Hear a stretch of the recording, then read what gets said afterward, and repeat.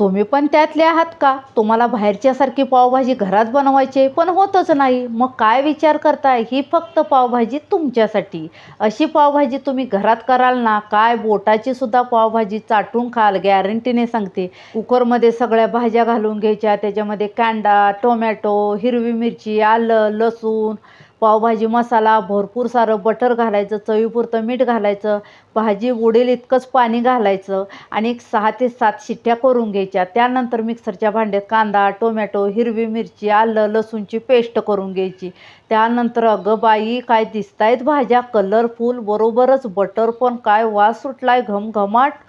मस्त अशा भाज्या सगळ्या मॅश करून घेतल्यानंतर आता लगेच फोडणी घालायची. त्यानंतर ते पातेल्यात तेल, बटर, जिरी चांगलं फुलू झालं की त्यानंतर सगळं मसाले घालून घ्यायचे आणि मसाले चांगले तेलामध्ये परतून घ्यायचं आणि वाटलेलं वाटणही घालायचं आणि चांगलं तेल सुटेपर्यंत ह्याला भाजून घ्यायचं. भाजून घेतल्यानंतर आता आपण ह्याच्यात द्यायची ना पावभाजी टाकून, मस्त अशी पावभाजी ह्याच्यामध्ये टाकायची.